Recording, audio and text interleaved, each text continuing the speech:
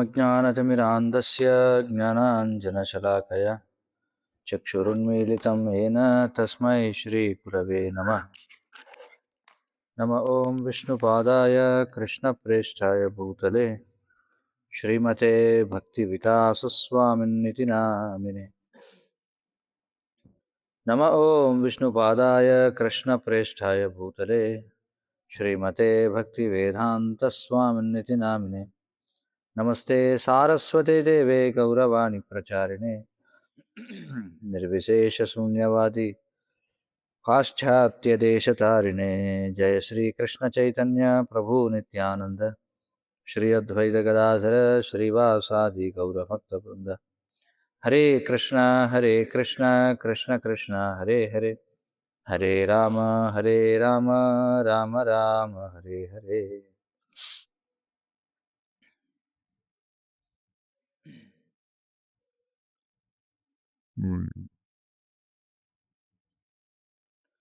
శ్రీ చాణక్య నీతి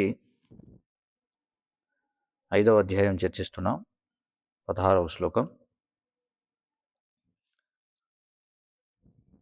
వృథా వృష్టిః సముద్రేషు వృథా తృప్తేషు భోజనం వృథా దానం ధనాఢ్యేషు వృథా దీపో దివాపి చ. వృథా వృష్టిః సముద్రేషు వృథా తృప్తేషు భోజనం వృథా దానం ధనాఢ్యేషు వృథా దీపో దివాపి చ.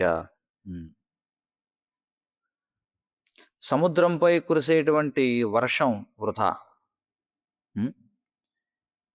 సంతృప్తి చెందిన వాడికి ఇచ్చినటువంటి ఆహారం వృథా.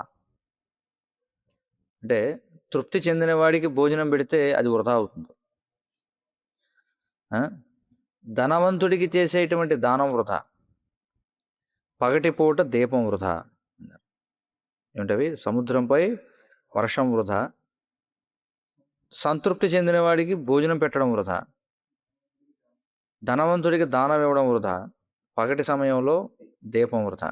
ఇక్కడ భాష్యంలో ఏం చెప్తున్నారంటే, అన్నిటికంటే అత్యంత వృథా ఏమిటంటే ఒక మూర్ఖుడికి జ్ఞానోదయం కలిగించాలని ప్రయత్నం చేస్తే అది వృధా అని చెప్పుకుంటున్నారు.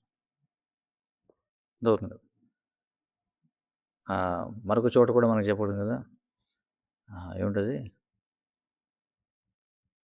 ఉపదేశోహి మూర్ఖానాం ప్రకోపయన శాంతయ్య అని చెప్పుకుంటారు. మూర్ఖుడికి ఉపదేశం ఇవ్వాలని ప్రయత్నం చేస్తే వాడు కోపం వస్తుందన్నమాట. పయఃపాన భుజంగానాం అని చెప్పన్నారు. అంటే పాముకి పాలు పోసినట్టు అనమాట. కేవలం విషవర్ధనం, అది కేవలం విషాన్నే పెంచుతుంది పాముకు పాలు పోస్తే, అట్లా అనమాట. తర్వాత 17వ శ్లోకం. నాస్తి మేఘ సమం తోయం నాస్తి చాత్మ సమం బలం నాస్తి చక్షు సమం తేజో నాస్తి ధాన్య సమం ప్రియం. నాస్తి మేఘ సమం తోయం నాస్తి చాత్మ సమం బలం నాస్తి చక్షు సమం తేజో నాస్తి ధాన్య సమం ప్రియం అన్నారు. మేఘం నుంచి కురిసేటువంటి నీటికి మించినటువంటి నీరు లేదు అని చెప్పుకుంటున్నారు. అంటే దాని అంతటి స్వచ్ఛమైనది మరొకటి లేదని. మేఘం నుంచి కురిసేటువంటి నీటిని మించిన నీరు లేదు.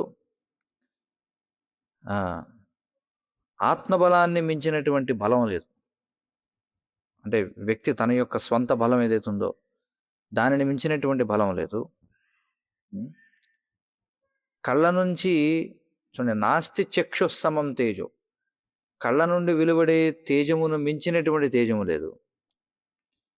అలాగే నిలువ చేయబడినటువంటి ధాన్యాన్ని మించినటువంటి సంపద లేదు అని చెప్పుకుంటున్నారు. నిలువ చేయబడినటువంటి ధాన్యాన్ని మించినటువంటి సంపద లేదు. భాష్యం చూద్దాం.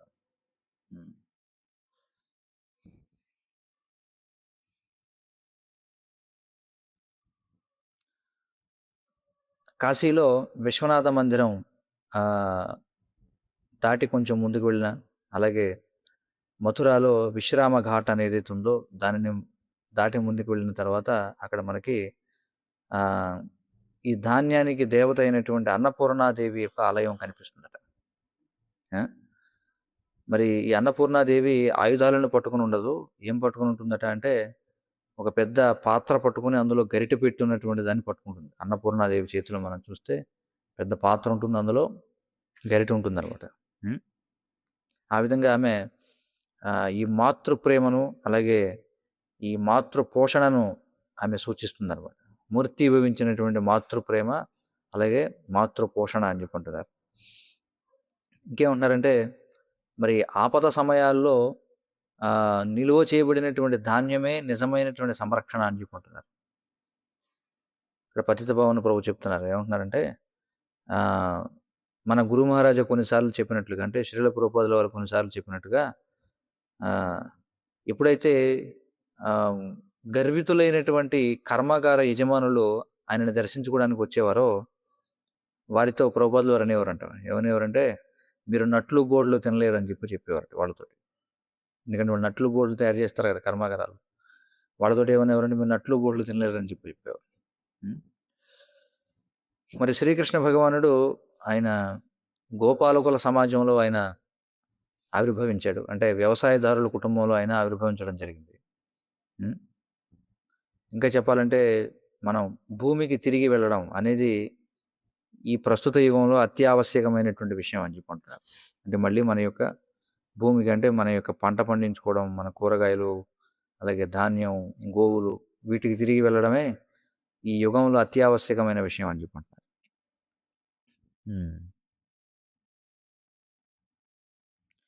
భారతదేశం కంటే వర్షాన్ని గొప్పగా గౌరవించేటువంటి ప్రదేశం భూమిపై లేదట. అంటే భారతదేశంలో వర్షాన్ని గౌరవించినంతగా, వర్షాన్ని పూజించినంతగా ఈ భూమిపై మరే ప్రదేశంలోనూ పూజించరు. మరి వర్షాకాలంలో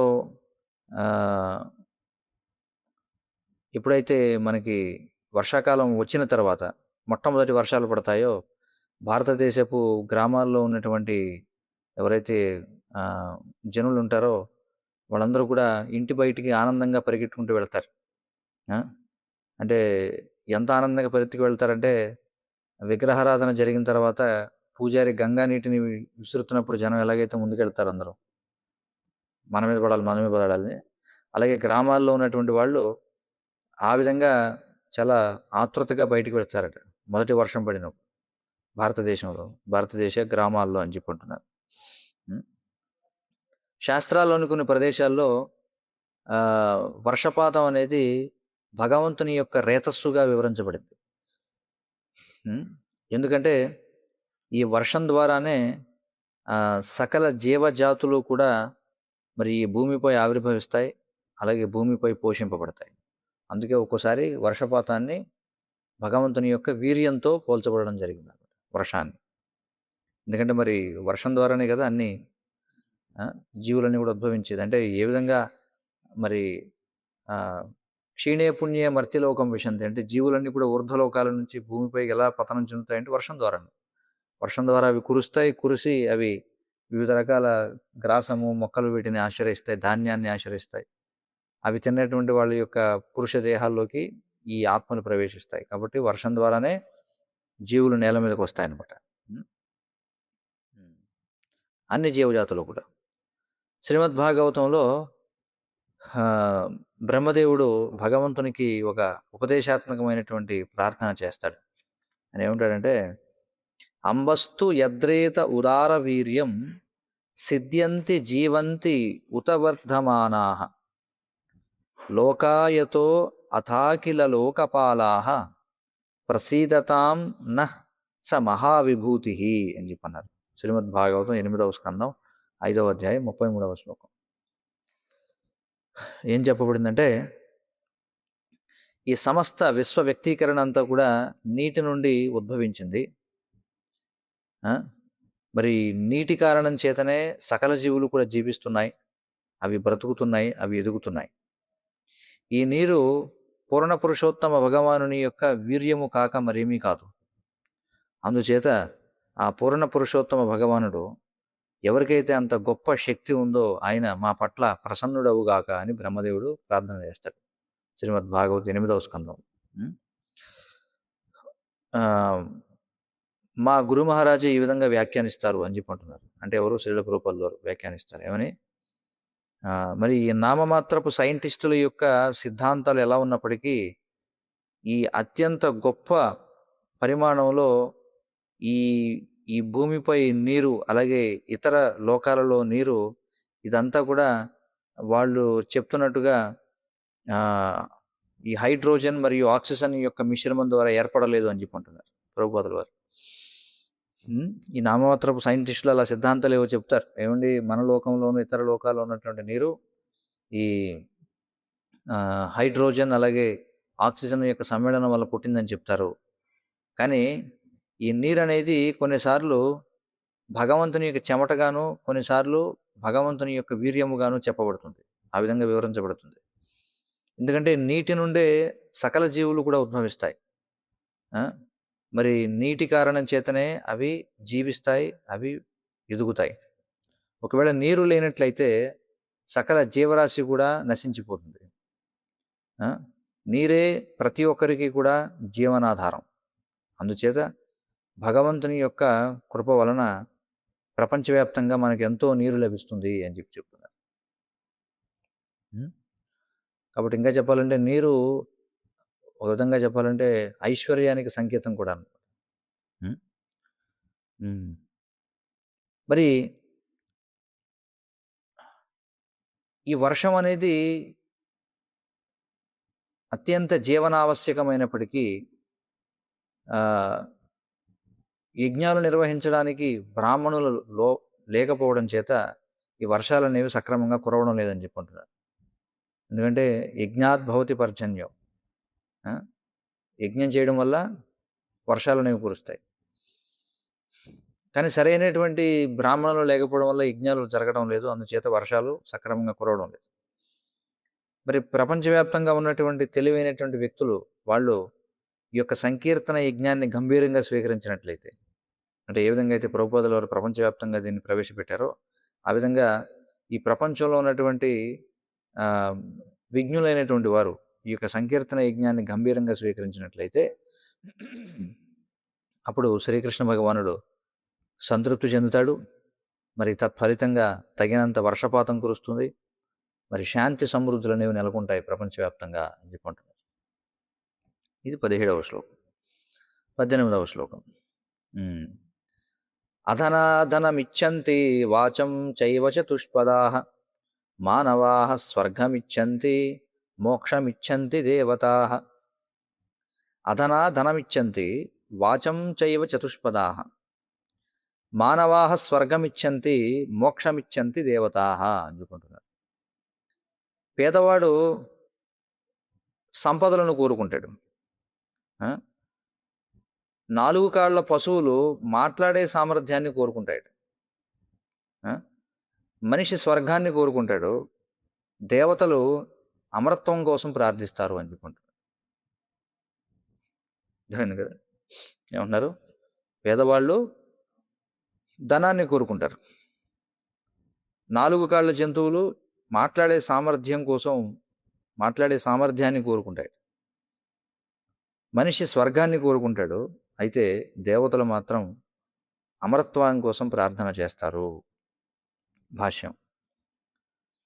ఈ భౌతిక ప్రపంచం అనేది కోరికపై నడుస్తుంది, కోరికపై ఆధారపడి నడుస్తుంది. కుక్కలేమో మనుషులకు ఉండేటువంటి లక్షణాలను కోరుకుంటాయట. మనుషులేమో గొప్ప సంపదను కోరుకుంటారు. సంపద కలిగినటువంటి వాళ్ళు స్వర్గంలో దీర్ఘమైనటువంటి ఆయువును కోరుకుంటారు. మరి దేవతలేమో జన్మ మృత్యువుల నుండి ముక్తిని కోరుకుంటారు. శ్రీల ప్రభుపాదుల ద్వారా చెప్పినట్టుగా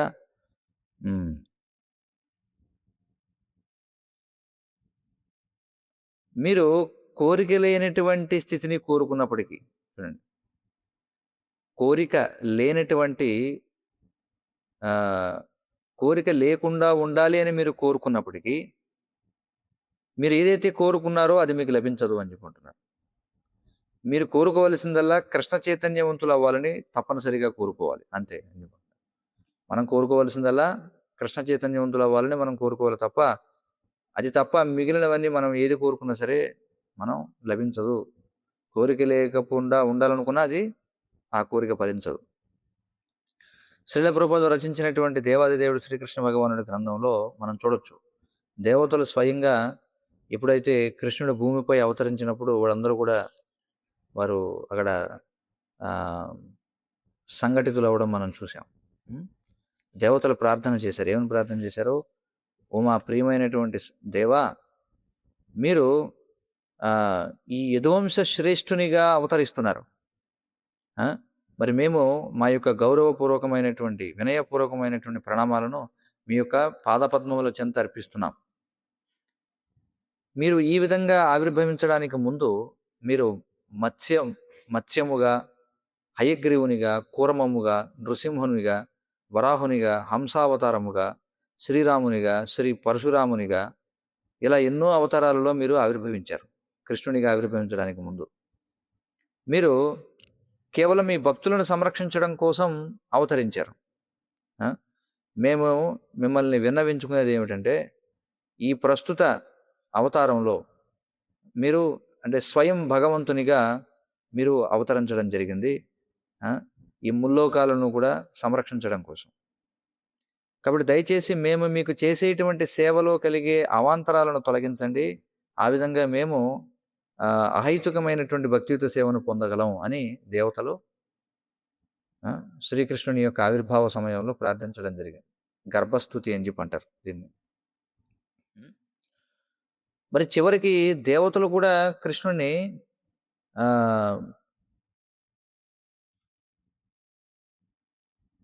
శుద్ధ భక్తియుత సేవతో కూడినటువంటి మోక్షాన్ని కోరుకుంటున్నారు. అందుచేత తెలివైనటువంటి వాళ్ళు దేవతల యొక్క ఉదాహరణను అనుసరించాలి. అంతేగాని స్వర్గంలో తాత్కాలిక పౌరులుగా మారడానికి ఆతృత చూపకూడదనుకున్నారు. నేను మనిషి ఏమో స్వర్గానికి వెళ్ళాలనుకుంటున్నాడు, కానీ స్వర్గంలో స్వర్గపు నివాసులైనటువంటి దేవతలు ఏం కోరుకుంటున్నారు? భక్తియుత సేవతో కూడినటువంటి ముక్తిని కోరుకుంటున్నారు వాళ్ళు. కాబట్టి తెలివైన వాళ్ళు ఏం చేయాలట? వారి యొక్క అడుగుజాడల్లో అనుసరించాలి, దేవతల యొక్క అడుగుజాడల్లో. కాబట్టి మన స్వర్గాన్ని కోరుకోకూడదు. స్వర్గంలో తాత్కాలిక పౌరులుగా ఉండడానికి మనం వాంఛించకూడదు. మనం కూడా దేవతల యొక్క అడుగుజాడల్లో నడవాలి అని చెప్పంటున్నారు. మరి నిరాకార యోగులు ఎవరైతే ఉన్నారో వారి యొక్క అతి గొప్ప తప్పిదం ఏమిటంటే, అంటే నిరాకారవాదులు అంటే ఎవరు? భగవంతుని యొక్క వ్యక్తిత్వాన్ని, భగవంతుని రూపాన్ని తిరస్కరించేటువంటి వాళ్ళు ఎవరైతే ఉన్నారు, వాళ్ళు చేసేటువంటి గొప్ప తప్పు ఏమిటంటే, వాళ్ళు భగవంతుని యొక్క అవతారాలు ఏవైతే ఉన్నాయో అవి భౌతిక శక్తి ద్వారా వ్యక్తమవుతాయని అనుకుంటారు. కృష్ణుడేమో భగవద్గీతలో సంభవామ్యాత్మమాయ అని చెప్పుకుంటున్నాడు. కానీ వీళ్ళు ఏమనుకుంటారు? భగవంతునికి అవతారాలని ఆయన యొక్క భౌతిక శక్తి వ్యక్తీకరణలు అనుకుంటారు. మరి ఈ విధమైనటువంటి మాయావాదుల యొక్క ఈ తప్పుడు అభిప్రాయం ఏదైతే ఉందో అదేమిటంటే, వాళ్ళు ఏమనుకుంటారంటే, ఈ అనంతమైనటువంటి ఆధ్యాత్మిక విస్తృతి ఏదైతే ఉందో, అంటే దేన్నైతే బ్రహ్మము అని చెప్పి అంటాము, పరబ్రహ్మం అంటాం కదా, నిరాకార బ్రహ్మము. ఈ నిరాకార బ్రహ్మము భౌతిక శక్తితో కూడిన వివిధ రూపాలను స్వీకరిస్తుందని అనుకుంటారు వాళ్ళు. వాస్తవంగా కృష్ణుని యొక్క లేదా నారాయణుని యొక్క రూపం ఏదైతే ఉందో, ఈ భూమిపై కృష్ణుడు నారాయణుడు ఆవిర్భవించినప్పుడు కూడా అది ఎప్పుడు కూడా దివ్యమైనదే, ఈ భౌతిక ప్రకృతి త్రిగుణాలకు అతీతమైనదే. అంటే ఈ సత్వరజస్తమ గుణాలకు అతీతమైనటువంటి రూపమే. వారు ఆధ్యాత్మిక ప్రపంచంలో ఏ విధమైన రూపాన్ని కలిగి ఉంటారో వారు భూమిపై అవతరించినప్పుడు కూడా అదే రూపాన్ని కలిగి ఉంటారు. అంతేగాని త్రిగుణాల చేత ప్రభావితమయ్యేటువంటి రూపం కాదు అది. శంకరాచార్యుడు వారు కూడా స్వయంగా చెప్పడం జరిగింది. ఏమన్నారు? నారాయణ పరో వ్యక్తాత్ అన్నారు. నారాయణుడు ఈ భౌతిక ప్రపంచము యొక్క సృష్టి కాదు, నారాయణుడు భౌతిక సృష్టికి అతీతుడు అని చెప్పి ఆయన ఇచ్చినటువంటి గీతా భాష్యానికి మంగళాచరణలో చెప్తారనమాట. ఎవరు? శంకరాచార్యులు వారు. ఇది 18వ శ్లోకం. 19. సత్యేన ధార్యతే పృథ్వీ సత్యేన తపతే రవి సత్యేన వాతి వాయుశ్చ సర్వం సత్యే ప్రతిష్ఠితం. సత్యేన ధార్యతే పృథ్వీ సత్యేన తపతే రవి సత్యేన వాతి వాయుశ్చ సర్వం సత్యే ప్రతిష్ఠితం అని చెప్పన్నారు. సత్యము చేతనే భూమి పోషించబడుతుంది. సత్యము చేతనే సూర్యుడు ప్రకాశిస్తున్నాడు. సత్యము కారణముగానే వాయువు ఆయన వీస్తున్నాడు. ఆ! వాస్తవంగా అన్నీ కూడా సత్యము పైనే ఆధారపడి ఉన్నాయి అని చెప్తున్నారు. దీనికి భాష్యం ఏమిటంటే హ్మ్. ఎప్పుడైతే జీవి ఈ భౌతిక ప్రకృతితో సంపర్కంలోకొస్తాడో, అప్పుడు ఈ పరమ సత్యాన్ని అనుభూతి చెందేటువంటి సామర్థ్యాన్ని అతడు కోల్పోతాడనమాట. భౌతిక ప్రకృతి యొక్క సంపర్కంలోకి వచ్చినప్పుడు.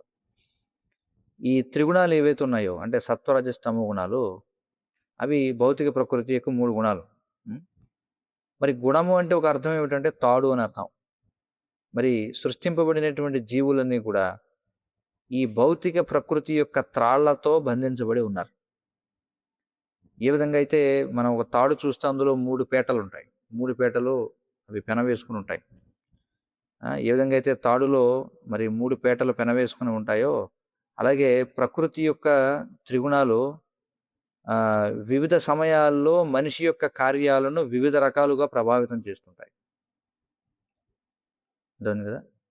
వివిధ సమయాల్లో మనిషి చేసే వివిధ కార్యాలను వివిధ రకాలుగా ప్రభావితం చేస్తూ ఉంటాయి. కొన్నిసార్లు మనిషి ఏదో దానం చేయాలనేటువంటి ఆలోచనలో ఉంటాడు. కొన్నిసార్లు కష్టపడి పని చేస్తూ ఉంటాడు. కొన్నిసార్లు మత్తు పదార్థాల వెనుక, అలాగే అక్రమ మైథునం వెనుక పరిగెడుతూ ఉంటాడు. లయకారకుడైనటువంటి శివుడు, ఆయన తమోగుణానికి అధిష్టాన దైవంగా ఉన్నాడు. సృష్టి చేసేటువంటి బ్రహ్మదేవుడు ఆయన రజోగుణానికి అధిష్టాన దైవంగా ఉన్నాడు. మరి స్థితికారకుడైనటువంటి వాడు, అంటే పోషకుడైనటువంటి విష్ణువు ఆయన సత్వగుణానికి అధిష్టాన దైవంగా ఉన్నాడు. మరి ఈ ప్రపంచం అనేది రజోగుణం చేత సృష్టింపబడి సత్వగుణం చేత పోషింపబడుతూ తమోగుణం చేత నాశనం చేయబడుతుంది అని చెప్పబడింది. ఈ సృష్టి అనేది ఎలా తయారు చేయబడిందట? రజోగుణం చేత సృష్టించబడింది, సత్వగుణం చేత పోషింపబడుతూ ఉంటుంది, అలాగే తమోగుణం చేత నశింపజేయబడుతుంది అని చెప్పుకుంటున్నారు.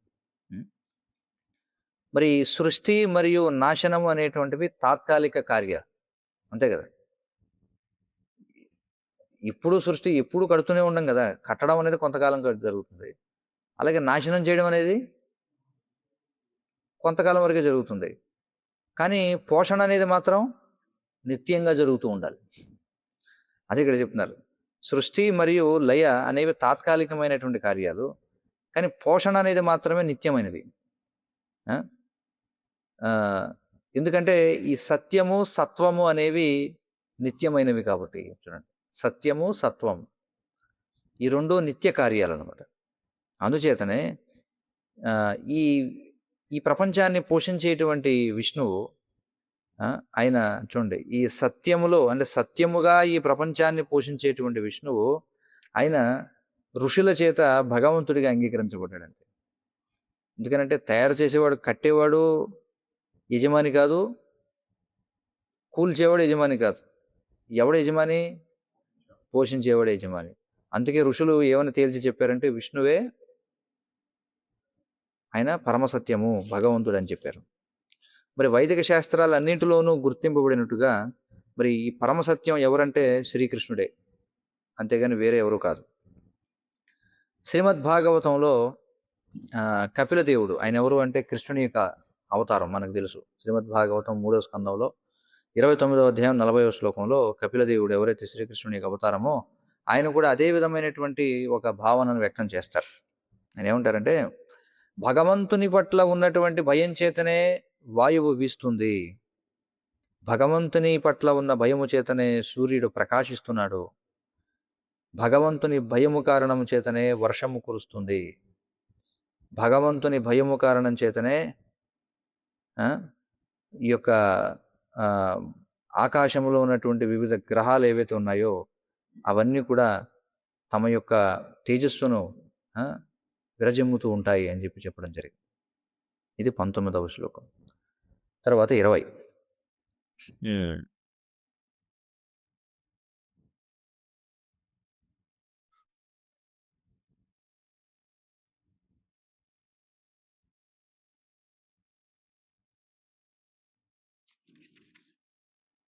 హ్మ్. చలా లక్ష్మీశ్చలా ప్రాణాస్ చలే జీవితమందిరే చలాచలే చ సంసారే ధర్మ ఏకో హి నిశ్చలః. హ్మ్. హ్మ్. సంపదలకు అధినేత్రి అయినటువంటి లక్ష్మీదేవి ఆమె చలముగా ఉంటుంది. అంటే కదులుతూ ఉంటుంది. లక్ష్మి ఎప్పుడు కూడా చంచలమైనటువంటిది, కదులుతూ ఉంటుంది. ఆ? మన జీవన ఆయుర్దాయము, మనం జీవించేటువంటి గృహము యొక్క ఆయుర్దాయము, ఈ రెండు కూడా చంచలమైనటువంటివి. ఎంతకాలం ఉంటాయో తెలియదు. మన జీవితం ఎంతకాలం ఉంటుందో తెలియదు. మనం జీవించేటువంటి గృహం కూడా ఎంతకాలం ఉంటుందో తెలియదు. ఆ? ఉమ్. అలాగే ఈ ప్రపంచం, ఏ ప్రపంచంలో అయితే మనం జీవిస్తున్నామో, ఈ సంసార చక్రంలో ఉన్నటువంటి ఈ ప్రపంచం కూడా, అది కూడా చలమైనటువంటిది. ఎప్పుడేం జరుగుతుందో తెలియదు. ఆ? కానీ ఈ మనం చేసుకున్నటువంటి ధర్మం ఒక్కటే స్థిరమైనది అని చెప్పంటారు. అన్నీ చలమైనవే, ఇది ఒక్కటే నిశ్చలమైనది అని చెప్పంటారు. లక్ష్మీదేవి చలమైనదే, మన జీవన ఆయుర్దాయం చలమైనదే, మనం నివసించేటువంటి గృహము చలమైనదే, ఈ సంసార చక్రంలో భాగమైన ఈ యొక్క ప్రపంచము చలమైనదే. కానీ ధర్మం ఒక్కటే నిశ్చలమైనది అని చెప్పుకుంటున్నాను. భాష్యం. పూర్వ శ్లోకంలో చాణక్య పండితుడు ఆ, సత్యమే ఈ సృష్టికి మూలాధారము, ఆశ్రయము అనేటువంటి విషయాన్ని స్థాపన చేశారు. మరి ఈ శ్లోకంలో ఆయన ఈ ధర్మం ఏదైతే ఉందో, ఆ, ధర్మము లేదా మరొక విధంగా చెప్పాలంటే ఆ యొక్క పరమసత్యాన్ని సాధన చేయడం అనమాట. అంటే ఆ పరమసత్యాన్ని పొందాలని మనం చేసేటువంటి ప్రయత్నం, దానినే ధర్మం అంటారు. ఈ పరమసత్యాన్ని పొందడానికి చేసేటువంటి ప్రయత్నం అంటే ఈ ధర్మం ఏదైతే ఉందో అదే మనిషి యొక్క అంతిమమైనటువంటి కర్తవ్యం. ఈ ప్రపంచంలో భౌతికమైనటువంటి ధర్మాలు ఉంటాయి. భౌతికమైన ధర్మాలంటే ఈ తాత్కాలికమైనటువంటి ధార్మిక విశ్వాసాలన్నీ అందులో భాగం. ఆ విధమైనటువంటి భౌతికమైనటువంటి ధర్మాలు అవి మనం వెనక్కి ముందుకి మార్చుకుంటూ ఉండొచ్చు. హిందువు క్రైస్తవుడిగానో లేదా మహమ్మదీయుడిగానో మారచ్చు. లేదా ఒక యూదు మతస్థుడు అతడు బౌద్ధుడిగాను మారచ్చు. ఆ విధంగా ముందుకి వెనక్కి ఈ ధర్మాన్ని మార్చుకోవడం అనేది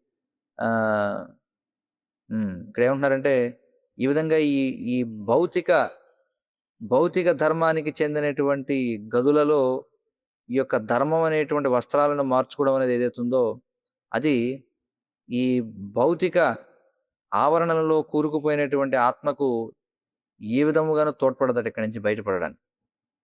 అంటే ఈ లౌకికమైనటువంటి ధర్మాలను మార్చుకోవడం వల్ల ఈ భౌతిక బంధనాల నుంచి ఆత్మ బయటపడడానికి ఏమీ తోడ్పడవు అవన్నీ. చాణక్య పండితుడు నిజమైనటువంటి ధర్మం ఏదైతే ఉందో అది నిశ్చలమైనది అని చెప్పి అంటున్నాడు. అంటే మారేది కాదు నిజమైనటువంటి ధర్మం అంటే. అంతే కదా. ఆత్మ యొక్క ధర్మం మారదు, సనాతన ధర్మం మారదు, మిగతావన్నీ కూడా మారిపోతాయి. మరి ఆత్మ యొక్క ధర్మం నిత్యమైనది, అందుచేతనే అది సనాతన ధర్మం అని పిలువబడుతుంది. ఎప్పుడైతే ఈ సనాతన ధర్మం అనేది సక్రమంగా మరి ఒక ప్రామాణికమైనటువంటి ఆధ్యాత్మిక గురువు యొక్క నిర్దేశంలో సాధన చేయబడుతుందో అప్పుడు మాత్రమే దానివల్ల ఏదైనా ప్రభావం అనేది ఉంటుంది. అంతే కదా. ఇప్పుడు అందరూ కూడా మేము సనాతనులం అని అంటుంటారు కదా. సనాతన ధర్మానికి చెందిన వాళ్ళు అంటారు. కానీ అసలు ఎంతమందికి సనాతన ధర్మం అంటే ఏమిటో తెలుసు, ఎంతమంది సనాతన ధర్మాన్ని ఆచరిస్తున్నారు? సనాతన ధర్మం అసలు ఎక్కడ ఆచరించబడుతుంది చెప్పండి. భారతదేశంలో హిందూ జనాభా ఎంత? ప్రపంచవ్యాప్తంగా హిందువుల జనాభా ఎంత? 80-90 కోట్ల మంది ఉన్నారు సుమారుగా అనుకుందాం. ఈ 80-90 కోట్ల మందిలో సనాతన ధర్మాన్ని ఆచరించేవాళ్ళు లేవు ఎంతమంది? అంటే ఏమిటి ఆత్మ యొక్క సనాతన ధర్మం? కృష్ణుని యొక్క సేవ. కృష్ణ చైతన్యమే సనాతన ధర్మం. అంతేనే కదా! కాబట్టి ఈ సనాతన ధర్మాన్ని ఆచరించేవాళ్ళు ఎంతమందున్నారు చెప్పండి? ఏదో శ్రీల ప్రభుపాదుల ద్వారా స్థాపన చేసిన ఇస్కాన్‌లో ఉన్నారు. అలాగే గౌడీయ మఠంలో ఉన్నారు. శ్రీ వైష్ణవ సాంప్రదాయంలో ఉన్నారు. ఇలా 4 వైష్ణవ సాంప్రదాయాల్లో ఉన్నారు. మరి మిగతా వాళ్ళ సంగతేమిటి? వాళ్ళు సనాతన ధర్మాన్ని ఆచరిస్తున్నారా? లేదు కదా! అది ఇక్కడ అర్థం చేసుకోవాలి. కాబట్టి ఎప్పుడైతే సనాతన ధర్మం అనేది సక్రమంగా ఒక ప్రామాణికమైనటువంటి ఆధ్యాత్మిక గురువు యొక్క నేతృత్వంలో ఆచరించబడుతుందో, అప్పుడు మాత్రమే ఏదైనా ఫలితం అనేది ఉంటుంది. అందుకే కృష్ణుడు అర్జునుడికి ఉపదేశిస్తున్నాడు. ఏమని? సర్వధర్మాన్ పరిత్యజ్య మామేకం శరణం వ్రజ అహం త్వాం సర్వపాపేభ్యో మోక్షయిష్యామి మా శుచః అందుకుంటున్నాడు. హ్మ్. హ్మ్. అన్ని విధములైనటువంటి ధర్మములను విడిచిపెట్టి నాకు శరణాగతి పొందు. నేను నిన్ను సకల పాప ఫలితముల నుండి విముక్తుడిని చేస్తాను. భయపడవద్దు అని చెప్పుకుంటున్నాడు. హ్మ్. కాబట్టి ఆహ్, Yeah.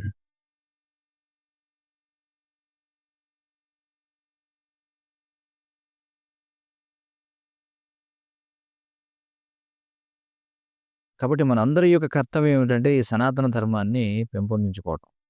హ్మ్. లేకపోతే ఏమవుతుంది మనం పూర్వకర్మ మనం చేసుకున్నటువంటి పూర్వకర్మ ద్వారా మనం కొనుక్కున్నటువంటి టికెట్ ఏమిటది? ఇక్కడ చెప్తున్నారు ఏమంటున్నారంటే ticket that was purchased with uncertain karma. మనం పూర్వం ఏ పని ఏ కర్మ చేసామో మనకు తెలీదు. మొత్తానికి ఏ కర్మ చేసామో తెలీదు గానీ ఒక టికెట్ కొనుక్కున్నాం. ఏమిటిది? ఇదిగో ఇప్పుడు మళ్ళీ ఈ శరీరం లభించింది. కాబట్టి ఈ శరీరం ఎప్పటి వరకు ఉంటుందో తెలీదు. కాబట్టి దాన్ని వదిలేసే ముందు మనం ఏం చేయాలి? మన యొక్క సనాతన ధర్మాన్ని మనం ఆచరించాలి. అది మన యొక్క కర్తవ్యం. మనందరం కూడా ప్రతి ఒక్కరం కూడా ఆ! అంటే ప్రతి జీవి ప్రతి ఒక్కడు కూడా ఈ ధర్మానికి రావాల్సింది ఏదో ఒక రోజు. కానీ అభక్తుడు ఎవరైతే ఉన్నాడో అతడు ధర్మాన్ని ధర్మరాజు రూపంలో కలుస్తాడట. ఆ! ధర్మరాజు అంటే ఎవరు? ఆ! అంటే ఈ మృత్యువు శాసించేటువంటి వాడు ఎవరు? యమధర్మరాజు. కాబట్టి మనం ఏం చేయాలి? ధర్మాన్ని కృష్ణుని రూపంలో కలుసుకోవాలి. కానీ అభక్తులు ధర్మాన్ని యమధర్మరాజు రూపంలో కలుసుకుంటారు. కాబట్టి యమధర్మరాజు రూపంలో ధర్మాన్ని కలవడానికంటే ముందు మనం సనాతన ధర్మాన్ని ఆచరించాలి అని చెప్పంటున్నారు శరీరం ఉండగానే. ఇక ఈ ప్రాపంచిక సంపద యొక్క చంచలత్వాన్ని పరిగణిస్తే ఆహ్, మొదటి మరియు మూడవ పంక్తిలో చర్చించబడినట్లుగా చాణక్య పండితుడు ఇదే విషయం గురించి మొదటి అధ్యాయంలో 7వ శ్లోకంలో ఆయన దీని గురించి చర్చిస్తాడనమాట. మనం పోగు చేసుకునేటువంటి ధనం, మనం నివసించేటువంటి గృహం, చివరికి ఈ శరీరం, ఏ శరీరంలో అయితే మనం నివసిస్తున్నామో ఆ! ఇవన్నీ కూడా కనురెప్పపాటులో మనం వదిలేయవలసి రావచ్చు. కదా! కన్ను కన్ను తెరిచేలోపు మనకున్న ధనం పోవచ్చు. మనం పోగు చేసుకున్న ధనం వెళ్ళిపోవచ్చు. మనం నివసించేటువంటి గృహం, అలాగే నివసించేటువంటి శరీరం అనేది వెళ్ళిపోవచ్చు. ఆ! మరి ప్రతి సంవత్సరం మనం వేలాది ఉదాహరణలను చూస్తూ ఉంటాం. అయినా సరే మనం మొండిగా ఏమనుకుంటామంటే ఆ! ఇలాంటి విపత్తులన్నీ కూడా ఇతరులకే వస్తాయి. కానీ మనకింకా చాలా ఆయుష్ ఉందనుకుంటాం. మన ముందు చనిపోతున్నారు. భక్తులు, అభక్తులు అందరూ పోతున్నారు. ఆ! కానీ మనం మొండిగా మనం ఏమనుకుంటామంటే, ఆ ఇతరులకి వస్తాయి గానీ మనకు రావనుకుంటాం. అలాంటి ఉత్పాతాలు. ఆ ఉత్పాతం ఎవడి మీద వచ్చి పడుతుందో ఎవడికి తెలుసు. శ్రీల ప్రభుపాదుల వారు ఈ ప్రపంచంలో సంపద యొక్క చంచలత్వం గురించి ఈ విధంగా చెప్పారు. ఇప్పుడంటే ఇది 1972వ సంవత్సరం డిసెంబర్ 26వ తేదీన బాంబేలో శ్రీమద్ భాగవతం మొదటి స్కందం 2వ అధ్యాయం 8వ శ్లోకానికి ఇచ్చినటువంటి ప్రవచనంలో ఈ విధంగా చెప్తున్నారు. ఈ భౌతిక ప్రపంచంలో సంపదలకు సంపదలకు దేవత అయినటువంటి లక్ష్మి ఆమె చెంచల అని పిలువబడుతుంది. ఆమె ఒక ప్రదేశంలో ఉండదు. మనకు ఆ అనుభవం ఉంది. ఈరోజు ఒకడు చాలా ధనికుడై ఉంటాడు. కానీ అతడి కుటుంబం లేదా తర్వాతి తరం వారికి మాత్రం ధనం ఉండదు. అంటే వారు ధనవంతులుగా ఉండరు. ఆ! అలాగే ఇది దేశవ్యాప్తంగా కూడా వర్తిస్తుందనమాట. ఎలాగంటే మనం చూసాం. ఈ బ్రిటిష్ సామ్రాజ్యాన్ని చూసాం. ప్రభుపాదులు వారు అంటున్నారు. నేను లండన్‌లో ఉన్నప్పుడు నేను ఆలోచిస్తూ ఉండేవాడిని. ఈ బ్రిటిష్ వాళ్ళు ప్రపంచంలోని ఇతర దేశాల నుండి ధనాన్ని తీసుకొచ్చారు. వ్యాపారాల ద్వారా తీసుకొచ్చారు. అన్ని రకాల మార్గాల నుండి తీసుకొచ్చారు. ఆ! నేను సెయింట్ జేమ్స్ పార్క్‌కి ఎదురుగా లార్డ్ క్లైవ్ అనేటువంటి ఆహ్, వాడి యొక్క బొమ్మను చూశాను. లార్డ్ క్లైవ్ అనేటువంటి వాడి యొక్క బొమ్మని ఎక్కడ చూశాను నేను? సెయింట్ జేమ్స్ పార్క్ ముందు చూశాను. చాలా చాలా చక్కటి భవనాలు. కానీ ఆహ్, ఇప్పుడు వాటినసలు ఏమంటున్నారు? మరమ్మతులు చేయడం అనేది చాలా కష్టంగా ఉంది ఆ భవనాలకి. ఎందుకంటే ఆ ఐశ్వర్యం అంతా వెళ్ళిపోయింది. అంటే ఆ భవనాలు కట్టినప్పుడు అంటే ఎంతో ఐశ్వర్యం ఉంటేనే ఆ భవనాలు కట్టగలిగారు. కానీ ఇప్పుడు ఆ భవనాలని మరమ్మతులు చేయడానికి ధనం లేదు. అంటే దాని అర్థం ఏంటి? ధనం అనేది వెళ్ళిపోయింది. ఆ భవనాలు కట్టినప్పుడు చాలా ధనం ఉంది. ప్రపంచవ్యాప్తంగా బ్రిటిష్ వాళ్ళు ఏదో రకంగా నయానో భయానో మొత్తానికి ధనం లాక్కొచ్చి ఈ భవనాలన్నీ కట్టారు. ఇప్పుడు ఆ భవనాలను మరమ్మతు చేయడానికి డబ్బులు లేవు. ఆ! ఆ ఐశ్వర్యం వెళ్ళిపోయింది. వారు తమ యొక్క సామ్రాజ్యాన్ని కోల్పోయారు. వారికి ఆదాయం లేదు. తగినంత రాబడి లేదు. ఇదే ఈ భౌతిక ప్రపంచపు స్వభావం. ఎన్నో సామ్రాజ్యాలు ఉండేవి పూర్వం. రోమన్ సామ్రాజ్యం ఉండేది. ఆ! అలాగే చార్తాగినియన్ సామ్రాజ్యం అనేది ఉండేదట. అలాగే మొఘల్ సామ్రాజ్యం ఉండేది. అలాగే బ్రిటిష్ సామ్రాజ్యం ఉండేది. ఇలా ఎన్నో సామ్రాజ్యాలు ఉండేవి. అవన్నీ ఇప్పుడు లేవు. అవన్నీ నశించిపోయాయి. కొన్నిసార్లు నేను ఎప్పుడైతే ఈ ఎర్రకోట మీదుగా నడుచుకుంటూ వెళ్తుంటానో, అక్కడ మనకి గొప్ప మొఘల్ పరిపాలకుల యొక్క భవనాలు కనిపిస్తూ ఉంటాయి. ఈ ఎర్రకోటలో. కానీ ఇప్పుడు ఆ ఎర్రకోట ఖాళీగా ఉంది. కాబట్టి ఇది భౌతిక ప్రకృతి అంటే అని చెప్పంటారు. భౌతిక ప్రకృతి యొక్క స్వభావం ఇది అని చెప్పంటారు. 21వ శ్లోకం. నరాణాం నాపితో ధూర్తః పక్షిణాం చైవ వాయసః చతుష్పదాం శృగాలస్తు స్త్రీణాం ధూర్తా చ మాలిని. నరాణాం నాపితో ధూర్తః పక్షిణాం చైవ వాయసః చతుష్పదాం శృగాలస్తు స్త్రీణాం ధూర్తా చ మాలిని అని చెప్పంటున్నారు. చూడండి. ఆ! మనుషులలో మంగళవాడు ధూర్తుడట. చూడండి. మనుషులలో మంగళవాడు ధూర్తుడు. ధూర్తుడంటే ఏమిటి? మంగళవాడంటే ఆ! క్షౌరం చేసేవాడు. వాడు ధూర్తుడట. ధూర్తుడంటే ఏమిటి అర్థం? అంటే వాడు వినయంగా నటిస్తాడు గానీ, వాస్తవంగా అలాంటి వాడు కాదనమాట. అది ఇక్కడ అర్థం. అంతే కదా! అతి వినయం ధూర్త లక్షణం అని చెప్పి అంటారు కదా! అంటే కన్నింగ్ అని చెప్పి అంటాం. అంటే ఇది ఎలా ఉంటామంటే అతి తెలివి దాన్నేమంటారు? ధూర్తుడంటే మనకెలా చెప్పాలి? తెలుగులో ధూర్తుడనే అంటాం. ఇంక దానికి మనం వేరే ఏదా చూడాలి. ఆ! ధూర్తుడంటే ఏమిటంటే వాడు చాలా వినయంగా ఉంటాడు గానీ, వాడు అలాంటోడు కాదనమాట. వినయాన్ని ప్రదర్శిస్తాడు గానీ, చాలా ప్రమాదకరమైన వ్యక్తి అనమాట. ఇక్కడేం చెప్తున్నారంటే ఆ చాణక్య పండితుడు అంటున్నాడు, మనుషుల్లో క్షురకుడు ఆ! ఏంటి? ఇంగ్లీష్‌లో కాదు కదా మనం ఆలోచించేది. తెలుగులో కదా పదాన్ని ఆలోచించేది. అవి ఇంగ్లీష్ పదాలు కదా! తెలుగులోనే ధూర్తుడు అదే కదా చెప్పాను. ధూర్తుడంటేనే తెలుగులో ధూర్తుడు. ఆ ధూర్తుడనే పదానికి వివరణ ఇస్తున్నాననమాట. ధూర్తుడంటే ఏమిటంటే పైకి వినయంగా ఉన్నట్టుగా కనిపిస్తాడు. కానీ వాడు చాలా ప్రమాదకారి. అదే చెప్తున్నా. అర్థమైందా? కాబట్టి ఇక్కడేమన్నారంటే మనుషుల్లో క్షురకుడు ధూర్తుడు. ఆ! పక్షులలో కాకి ధూర్తుడట.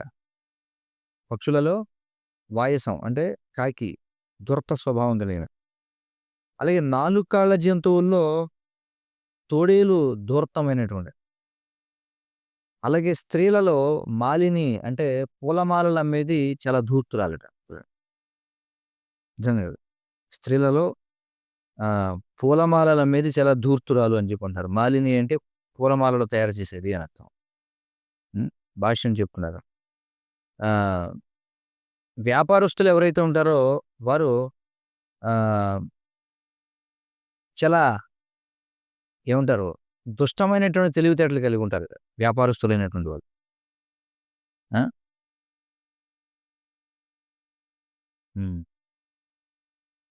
కానీ పూలను అమ్మేవారు ఎవరైతే ఉంటారో, ఆ పూలు వడిలిపోయే ముందు వాళ్ళు ఏదో రకంగా వాటిని అమ్మాలి కాబట్టి, వాళ్ళు అనేకమైనటువంటి ధూర్తమైనటువంటి పన్నాగాలు పన్నుతారట ఆ పూలు అమ్మేయడానికి. ఎందుకంటే వడిలిపోయే ముందే వాటిని అమ్మేయాలి కాబట్టి, వాళ్ళేం చేస్తారు ఏదో ఒకటి చెప్పి మొత్తానికి ఆ పూలు అమ్మేయాలి. ఆ! అందుకనే ఇక్కడ ఏం చెప్పారంటే, పూలు అమ్మేవాడు అత్యంత ధూర్తుడని చెప్పి చెప్పారన్నమాట. వ్యాపారం చేసేవాడు. ఆ! అలాగే ఈ క్షురకుడు ఏం చేస్తాడంటే, మొత్తం సంఘమంతా తిరిగి వాళ్ళ యొక్క గుసగుసలన్నీ కూడా వింటాడు. ఆ! కానీ ఇక్కడ ఏం చెప్తున్నారంటే, but can never take sides lest he offend his next customer చూడండి. ఆ! ఆహ్, ఇక్కడేమంటున్నారంటే ఆ! కానీ ఎవరి పక్షాన్ని వహించడు వీడు. చూడండి. క్షురకుడు ఎవరి పక్షాన్ని వహించడట.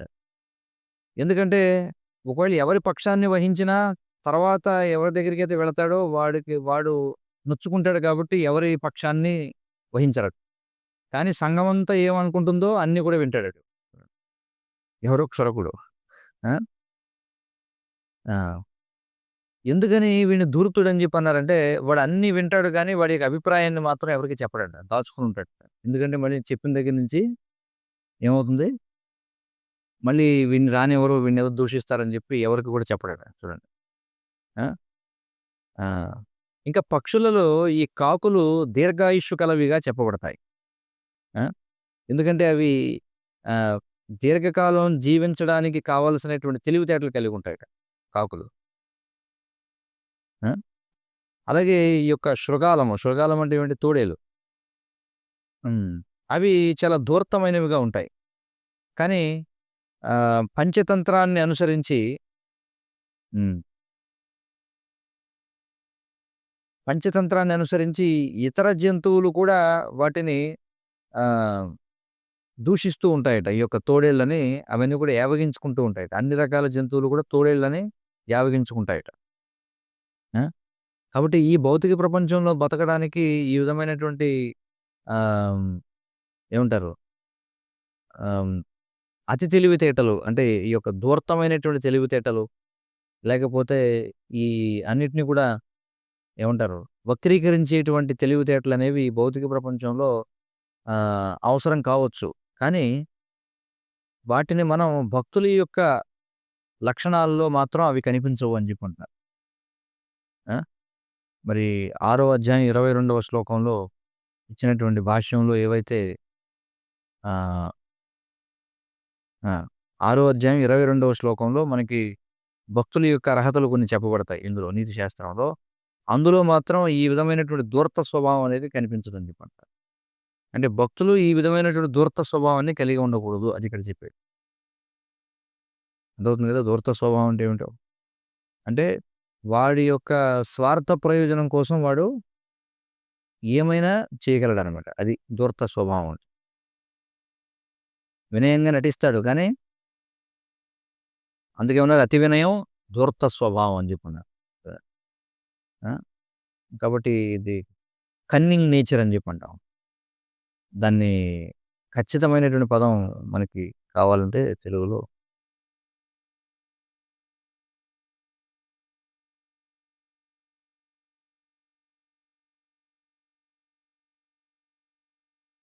కపటత్వం అనేది వేరు.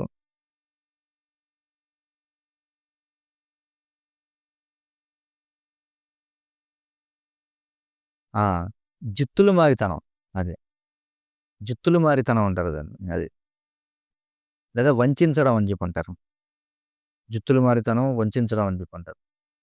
కాబట్టి అందుకే జిత్తులు మారి నక్క అని జెప్పంటారు కదా!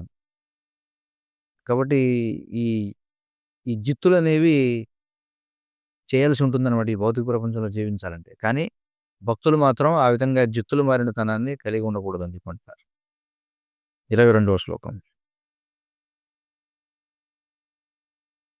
జనితా చోపనేతా చ యస్తు విద్యాం ప్రయచ్చతి అన్నదాత భయత్రాత పంచైతే పితరః స్మృతాః జనితా చోపనేతా చ యస్తు విద్యాం ప్రయచ్చతి అన్నదాత భయత్రాత పంచైతే పితరః స్మృతాః అని చెప్పుకుంటున్నారు.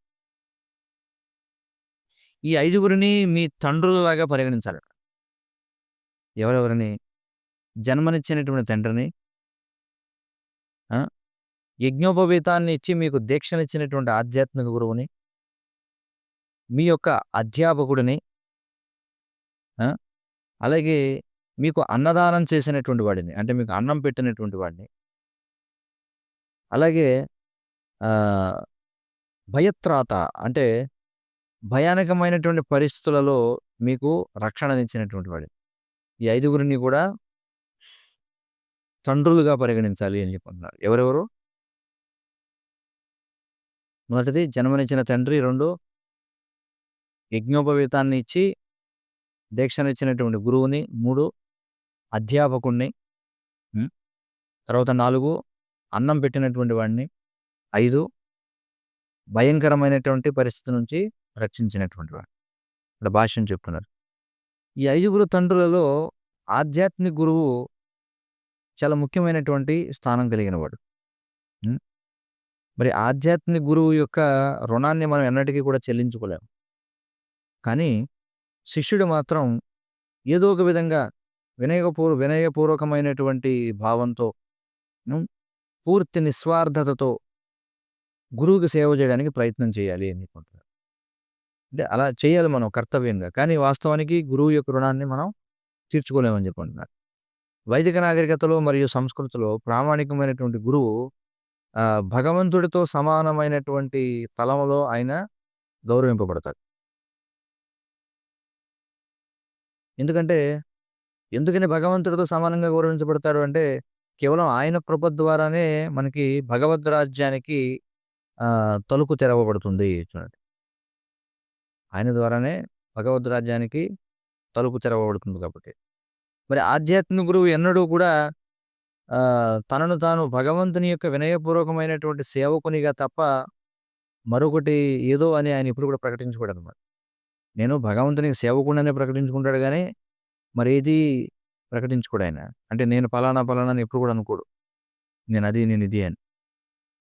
హ్మ్. ఆయనెప్పుడు కూడా నేను భగవంతుడినయిపోయానని చెప్పడు. ఆ! కానీ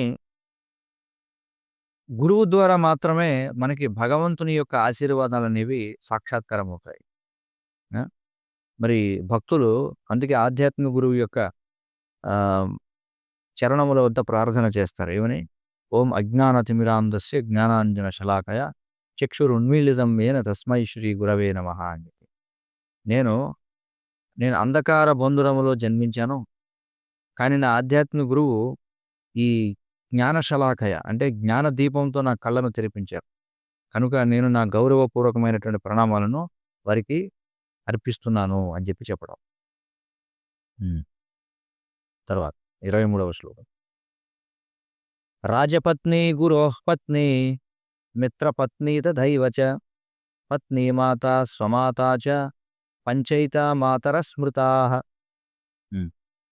రాజపత్ని గురోః పత్ని మిత్రపత్ని తథైవ చ పత్ని మాతా స్వమాతా చ పంచైతా మాతరః స్మృతాః. హ్మ్. ఈ ఐదుగురిని కూడా మనం తల్లులుగా పరిగణించాలి. ఆ! రాజపత్ని ఒకటి అంటే రాజుగారి భార్య. గురుపత్ని అంటే గురువు యొక్క పత్ని. అలాగే మిత్రపత్ని అంటే స్నేహితుని యొక్క పత్ని, స్నేహితుని యొక్క భార్య. అలాగే అత్తగారు. హ్మ్. పత్నీమాత అంటే భార్య యొక్క తల్లి. ఆమెను కూడా తల్లిగా పరిగణించాలి. అలాగే స్వమాత, స్వమాత అంటే మన యొక్క సొంత తల్లి. ఈ ఐదుగురిని కూడా తల్లులుగా పరిగణించాలి. ఎవరెవరు? రాజు రాజపత్ని, గురువుపత్ని, మిత్రపత్ని, అలాగే పత్నీమాత. పత్నీమాత అంటే భార్య యొక్క తల్లి. అలాగే స్వమాత అంటే మన సొంత తల్లి. ఈ ఐదుగురిని కూడా తల్లులుగా పరిగణించాలి.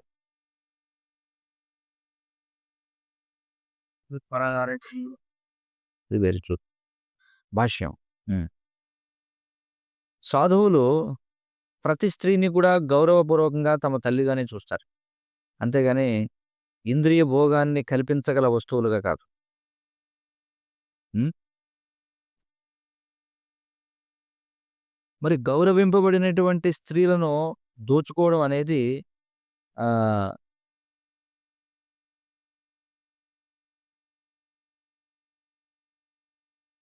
చూడండి అంటే మన స్వంత తల్లితో సమానంగా ఆహ్, హ్మ్. హ్మ్. ఈ నిరాశాజనకమైనటువంటి భౌతిక బంధనాలలో కూరుకుపోవడానికి అత్యంత గొప్ప కారణం ఏమిటని చెప్తున్నారంటే, మన స్వంత తల్లితో సమానంగా పూజింపబడాల్సినటువంటి స్త్రీలను దోచుకోవడం వలనే అని చెప్పుంటున్నారు. మరి మాయ యొక్క ఈ మోహం కారణం చేత అంటే భౌతిక ప్రకృతి యొక్క ఈ మాయ కారణం చేత ఏదైతే అత్యంత హేయమైనటువంటిదో, ఏదైతే కేవలం దుఃఖానికే దారితీస్తుందో అది భోగనీయమైనదిగా అనిపిస్తుందనమాట. ఇది మాయ యొక్క ఏర్పాటని చెప్పంటారు. ఆ! ఏమిటది? ఏదైతే అత్యంత హేయమైనదో, ఏదైతే కేవలం దుఃఖానికే దారితీస్తుందో అది భోగనీయమైనదిగా అనిపిస్తుంది. హ్మ్. మరి సాధారణమైనటువంటి జనులు సుందరమైనటువంటి స్త్రీల యొక్క వంపు సొంపుల వైపు ఆ! తేరిపారి చూస్తూ ఉంటే, సాధువులు మాత్రం వారి యొక్క పాదముల వైపు గౌరవప్రదంగా చూస్తారట. చూడండి. ఆ విధంగా వాళ్ళు బంధనకారకమైనటువంటి భౌతిక ప్రపంచపు చూపును తప్పించుకుంటారు అని చెప్పుకుంటున్నారు. అవుతుంది కదా! అంటే సాధారణమైనటువంటి జనులు వేటిని చూస్తారట? ఒక సుందరమైనటువంటి స్త్రీ యొక్క వంపు సొంపులను తేరిపారి చూస్తూ ఉంటారట. కానీ సాధువులు మాత్రం ఆ సుందరమైనటువంటి స్త్రీల యొక్క పాదములను గౌరవపూర్వకంగా చూస్తారట. ఆ విధంగా వాళ్ళు ఏం తప్పించుకుంటారట? ఈ భౌతిక ప్రకృతి యొక్క బంధనకారకమైనటువంటి దృష్టిని తప్పించుకుంటారని చెప్పి.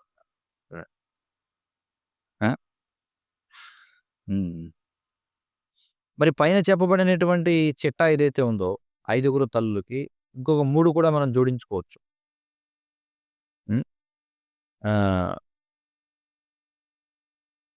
ఏమిటది అంటే, ఒకటి పవిత్రమైనటువంటి వైదిక శాస్త్రాలు. అదొకటి. పవిత్రమైనటువంటి వైదిక శాస్త్రాలు తల్లిగా మనం పరిగణించాలి.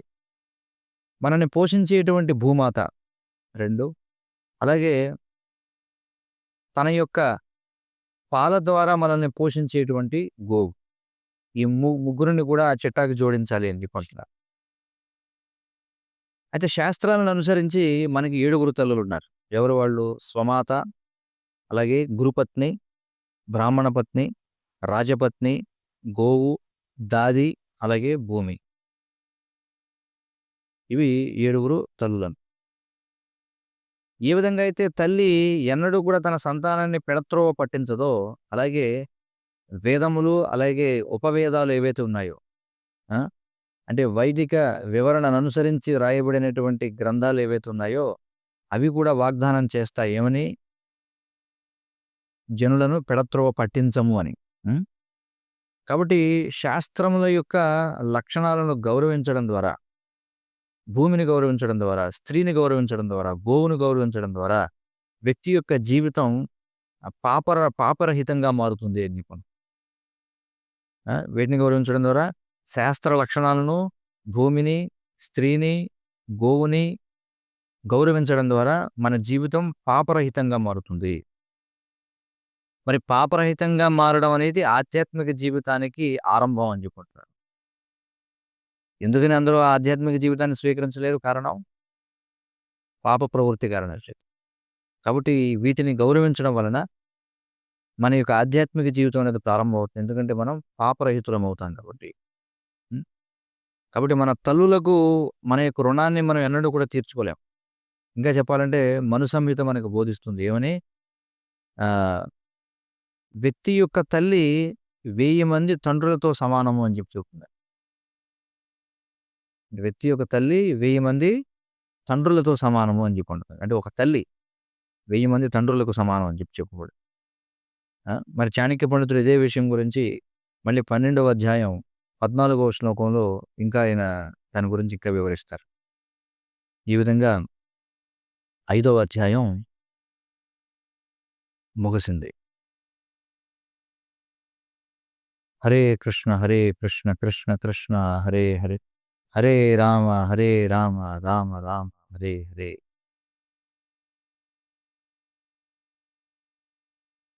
శ్రీ చాణక్య నీతి శాస్త్రం కీ జయ. శ్రీ చాణక్య పండితునికి జయ. శ్రీల ప్రభుపాదికి జయ. వాంఛాకల్పతరుభ్యశ్చ కృపాసింధుభ్యో పతితానాం పావన వైష్ణవేభ్యో నమో నమః. संसार दावानन्दनिरलोका ज्ञानाय कारुण्य घनाघनत्यम् सकलनगुणार्णवस्य वन्दे गुरश्रीचरणारविन्दम्.